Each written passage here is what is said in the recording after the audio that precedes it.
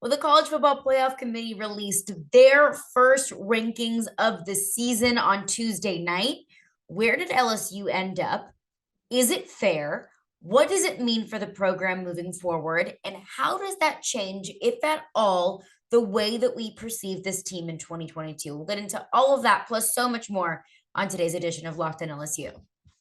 You are Locked on LSU, your daily podcast on the LSU Tigers. Part of the Locked On Podcast Network. Your team every day.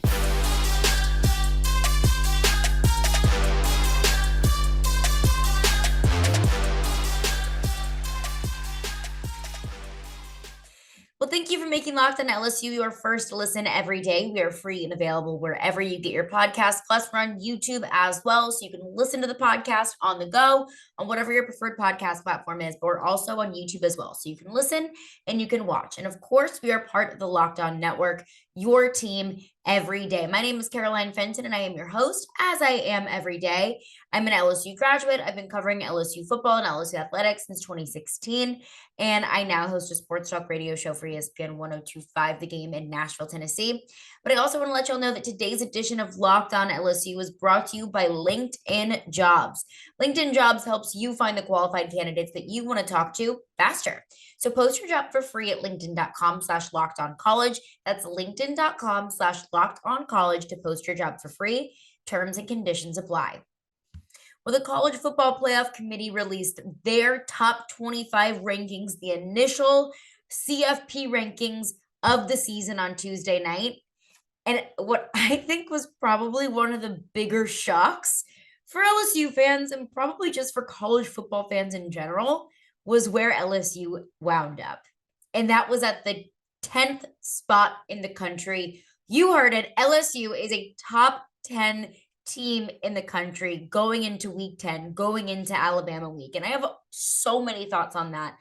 So many thoughts on where LSU is ranked. So many thoughts on the rest of the top 25, kind of where I would have placed some of these teams if I was a member of the College Football Playoff Committee, and really what that means for LSU this week going up against Alabama and moving forward. Just kind of the overall thoughts on the playoff committee's thoughts on college football through 9 weeks.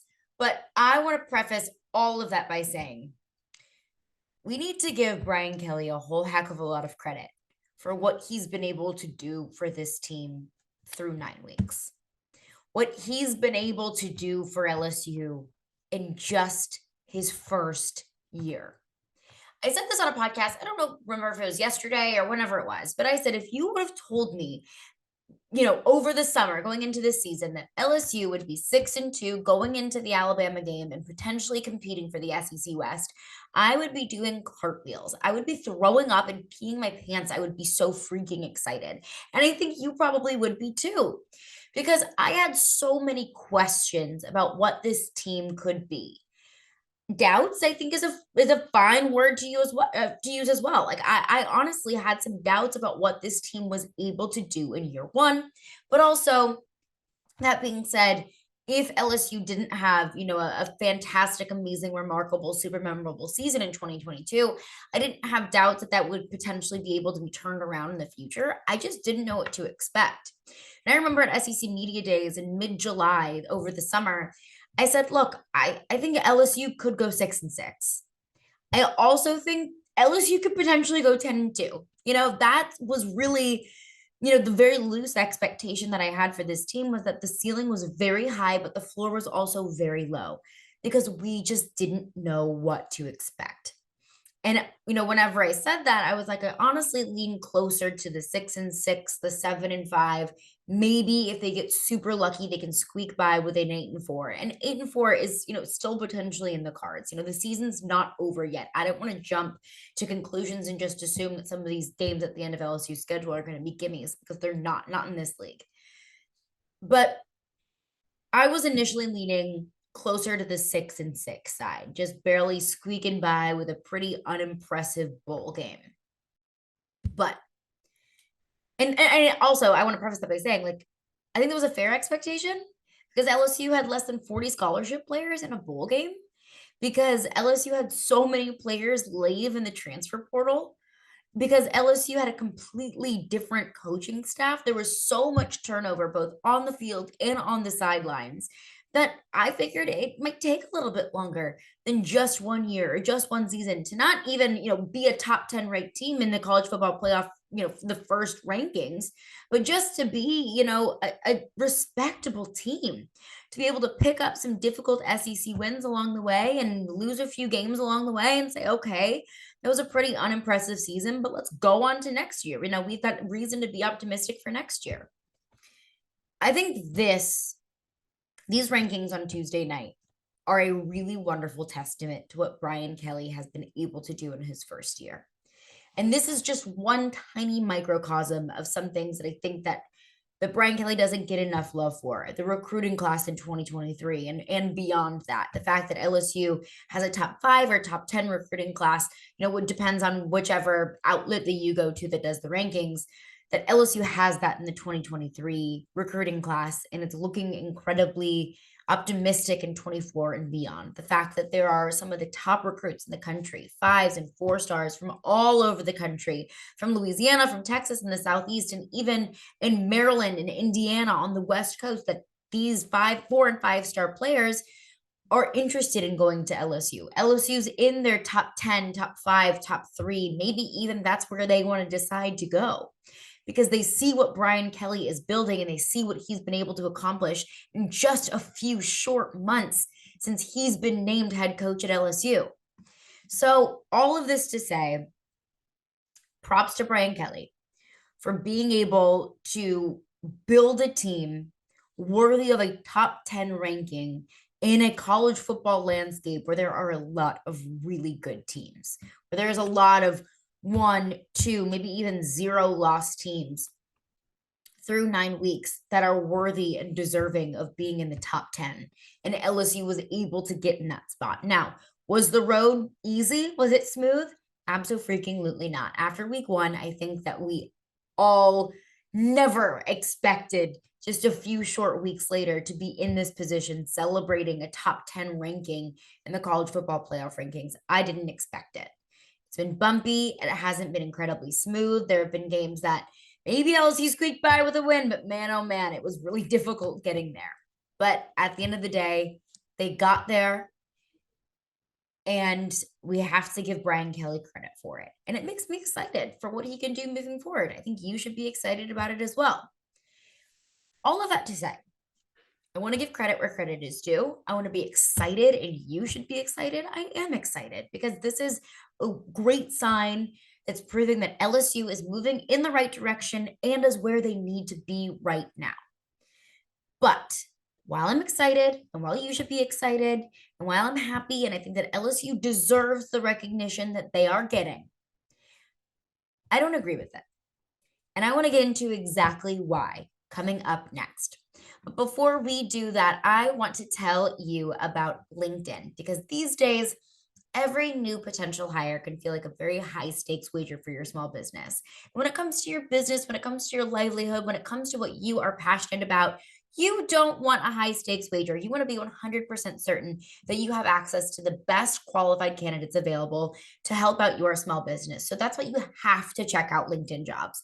LinkedIn Jobs helps you find the right people for your team faster and for free. Fast and free, 2 of my favorite things. But I work for a radio station, and we had one of our best producers leave and pursue a different career opportunity in the middle of football season. And those of you who work in sports can only imagine how difficult that is, losing someone very valuable to your team in one of the busiest times of the year. So we look to LinkedIn Jobs to help us fill that position, because we didn't want to waste any time looking through candidates who might not have the right expertise or experience. And LinkedIn does all of that for you. They've got screening questions that make it easy to focus on the candidates with just the right skills and experience, so you can prioritize who you want to interview and hire, and you only get the best qualified clients. So all you got to do is go to LinkedIn Jobs, add your job, and then the purple hashtag hiring frame to your LinkedIn profile, so everyone knows that you are hiring. I mean, we're in November now. You want to finish the year strong. You want to get those Q4 goals. So find the right team member that might help you do that and might help you finish off 2022 strong. It is why small businesses rank LinkedIn Jobs #1 in delivering quality hires versus leading competitors. LinkedIn Jobs helps you find the qualified candidates that you want to talk to faster. So post your job for free at linkedin.com/lockedoncollege. That is linkedin.com/lockedoncollege to post your job for free. Terms and conditions apply. Well, thank you for making Locked on LSU your first listen every day. We are free and available wherever you get your podcast, and make your second listen today Locked on Sports Today. From the games that matter most to the biggest stories in sports, go beyond the scoreboard and behind the scenes with the local experts and insights only Locked On can provide. Locked on Sports Today, available on this app, YouTube, and wherever you get your podcasts. I mean, just a crazy week in sports. You got SEC football news, you got the World Series, you have Monday Night Football, you have the college football playoff rankings come out, a bunch going on. So make sure that you get all caught up with Locked On Sports Today. Now, I did all of my praising for Brian Kelly, rightfully so, now that LSU is ranked top 10 in the college football playoff rankings in that 10th spot. But I'm going to be completely honest with everybody here. I don't agree with LSU being ranked in the top 10. I don't. I love it. I'm excited about it. And I do think that LSU has a resume and has proven, at least in the past few weeks, that they do belong at the top of this conference, that they could run the table at so far in this season, that, you know, an upset over Alabama is absolutely in the cards. I spent all day yesterday talking about the 3 biggest reasons why I think Alabama should be on upset alert. So this is not to say that I think LSU is a bad team or that they are undeserving. I'm just saying, if I'm in the college football playoff committee, I probably would not have put LSU where they are. Now, I know that there's this speculation going around that the college football playoff committee, which is in congruence with ESPN, that they ranked LSU number 10 because, one, they could justify it enough to get away with it, and 2, because they wanted Alabama LSU to be, you know, number 6, number 10, a top 10 matchup. And that ESPN wanted to compete with CBS for the game of the day. You know, Georgia, the number 3 college football playoff team, number 1 AP team against Tennessee, the number 3 AP team, the number 1 CFP team. That's obviously the biggest game of the day. That's probably the biggest game of the year. And ESPN wanted to be able to compete with that by calling Alabama and LSU a top 10 matchup. I'm not saying you're wrong. I'm not saying that maybe was a little bit of a strategy there, that they're looking for ad dollars and to get eyes on that game. I'm not saying you're wrong. I'm not saying you're right. I'm not accusing the college football playoff committee of rigging something, you know, for eyes and ad dollars, but I also don't think it's the craziest thing in the whole entire world. So I think that's a fair argument to make. And I want to get into exactly why I'm not turning down that rumor or that, you know, thought that LSU might be a little bit of a stretch at number 10, because I want to tell you how I would have ranked it if I was in the college football playoff committee. So where it's listed now, LSU at 6-2 is at number 10. Ole Miss at 8-1 is at 11. Number 12, UCLA, who is 7-1 on the season. Kansas State, 6-2, number 13. And Utah is also a 6-2 team at number 14. So LSU is the highest ranked 2-loss team so far in the college football playoff rankings, or at least in the first one.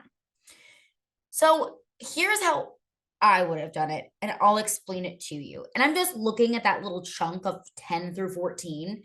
You know, I'm not going to deliberate on whether or not, you know, Texas or UCF should be 24 or 25, or, you know, Tulane, congratulations to the Green Wave at being 19. I'm not going to deliberate that because, you know, you could probably nitpick these rankings all day long, but I do want to look at just kind of the area where LSU lies and why I disagree with it. So my rankings probably would have been number 10, UCLA. They have 1 loss on the season, and that's to the 8th ranked college football playoff ranked Oregon team, and they beat number 14, Utah. That's a very impressive win. That's, you know, LSU has the number 11 Ole Miss win, but LSU also has 2 losses. Now, granted, one of their losses is to the top team in the country, but one of those losses came from an unranked Florida State team. So I think, me personally, I think that UCLA has the better resume, and they have the better loss, and they have a top 15 win against Utah. So I probably would have put UCLA at number 10. Now, here's where it gets a little bit difficult. And here's where I'm not married to these rankings, and I think you can make an argument either way. I think I put Utah at number 11. Now, hear me out here. Utah is 6-2, has the same record as LSU. They have a loss to an unranked Florida team, where LSU has a win, a very dominant win over that same Florida team. But Utah has a loss against the number 12 ranked UCLA team and the number 9 ranked USC team. That USC team has one loss, and its closest win was against the number 23 team, Oregon State. So, I mean, that USC-Utah game, it was a 43-42 game. It came down to the last second. So, you could make an argument that maybe USC doesn't deserve to be number 9. And maybe Utah doesn't have, that win over USC isn't that impressive because it was just, by 1 point. But I look at Utah, and both of their losses, or one of their losses, came against number 12 UCLA, and they have a more impressive win over the number 9 ranked USC, where LSU's more impressive win is over the number 11 Ole Miss team. I could be convinced either way that LSU should be 11 and Utah should be 12, but that's just kind of how I mapped it out. Was UCLA 10, Utah 11. I have LSU at 12, the second best 6-2 team in the country. And I do think that the College Football Playoff Committee looked at both Utah and LSU and thought, okay, which one is the more dominant 2-loss team? They probably looked at those Florida games where LSU, beat Florida by 2 touchdowns, and Utah was not able to get a win against Florida. And Anthony Richardson just balled out against Utah. So maybe they looked at those things, and maybe they looked at the progression of LSU throughout the season. So I could be convinced either way, but I have a UCLA 10, Utah 11, LSU 12. I have Ole Miss at 13. And that might not be there, that Ole Miss is a 1-loss team behind 2-loss teams. But I think even with the losses, Utah and LSU each have more impressive schedules. One, because LSU and Ole Miss, LSU has the head-to-head over Ole Miss, and I think their schedule throughout the season has been more impressive. Ole Miss wasn't battle-tested until that Week 8 matchup against LSU. And then they got pressured a lot against a Texas A&M team that has been struggling a lot all season. So I don't think, even though Ole Miss only has 1 loss in the season, I don't think their resume is as strong as 2-loss Utah and LSU teams. Now, Kansas State is ranked 13th in the college football playoff. I would have bumped them down to 14. Kansas State, to me, isn't that impressive. Kansas State is 6-2. They have a loss to number 19 Tulane. Again, good for Tulane. And a loss to number 7 TCU, but they have no college football playoff ranked wins on their schedule. So although their losses came against ranked teams, they haven't been able to beat any ranked teams. So I think that's the differentiation between Kansas State and UCLA, Utah, LSU, and Ole Miss, is that they haven't beaten any of those teams, whereas LSU and Utah have. So that's kind of my thought on that. I'm wondering, did Oklahoma State just get completely and totally snubbed? I mean, they're sitting at number 18. They're 6-2 on the season. They lost to number 7 TCU and a number 13 Kansas State team. So I feel like 18 is maybe a little bit low for Oklahoma State, considering one of their losses came from an undefeated TCU team. Did TCU get snubbed? Being below a 1-loss Alabama team, and TCU was undefeated. And the College Football Playoff Committee came out and said it's because, Alabama has looked more dominant. They're more of a balanced team on both sides of the ball. The College Football Playoff Committee can say anything they want. If they're consistent about anything, it's being inconsistent. And it's the fact that they can probably make an argument for anything, but their arguments probably won't be consistent week over week or year over year. That's just the College Football Playoff Committee. Maybe they look at Alabama and they've had more battle tests than TCU has. However you want to say it. I think TCU's been snubbed a bit. I think Oklahoma State's been snubbed a bit. I think LSU has been, honestly, maybe a little bit overrated. Is it because they wanted 2 top 10 teams playing this weekend, Alabama, LSU? Maybe. Is it because the College Football Playoff Committee is really impressed with the turnaround that this team has shown? Is it because the committee has been very impressed by the fact that LSU was able to scratch and claw their way back from being down in first quarters or first halves? Maybe that's it. Maybe the college football playoff committee is really impressed with what LSU has done and how much they've grown. And really, how much I think everyone's perception of LSU has changed throughout the season. It's been a roller coaster of emotions and how LSU is perceived. So maybe that's the case. Maybe it's a little bit of both. Me personally, I don't think it's completely far off. Like I said, you could have made an argument for LSU number 11 or LSU number 12 for me, but LSU at 10, a lot of these teams behind LSU, you can't really make much of an argument that they are better teams. My biggest argument, I think, is UCLA being at 12. They're 7-1. Their lone losses against the 8th ranked Oregon team, and they beat number 14 Utah. So I think LSU is maybe just a teeniest, eeniest, bittiest overrated. But none of this matters. None of this matters this weekend. And I'll explain why coming up next. But first, I want to tell you about Bet Online because Bet Online is your number one source for betting football and the start of the new basketball season. I am so ready for basketball to be back. So you can find all the latest player developments, team matchups, news, podcasts, and in-depth analysis on every game. And as always, Bet Online remains your continued source for all of your sports wagering information. They've got live betting and up-to-the-minute scores for every sport out there. And I think my favorite thing about betonline.net is it's not just a sports book. It's not just a place to go bet. There's also podcasts, there's articles. It's a one-stop shop if you want to put some money on a game and if you also want to get a little bit briefed about the games that you want to put money on. So that's the best thing about betonline.net. It's a one-stop shop. It's the fastest and easiest way to check in on all of your favorite games and events. They've got MLB, we've got the World Series going on, MMA, boxing, and golf. So head to the website today or use your mobile device to learn more. Bet online, where the game starts. LSU, a top 10 ranked team in the country. I'm so excited. I'm just talking over myself. I say that I think it's maybe just like a little bit overrated. Maybe UCLA deserves a little bit more love, but really, like I said, I would have put LSU at 11 or 12 anyway. And all that to say, I'm really excited about this team. I'm really happy for this team. I'm excited about this team now. I'm excited about this team in the future. I'm excited about what this team can blossom into in 23 and 24 and beyond. But none of these rankings matter this weekend. None of it matters.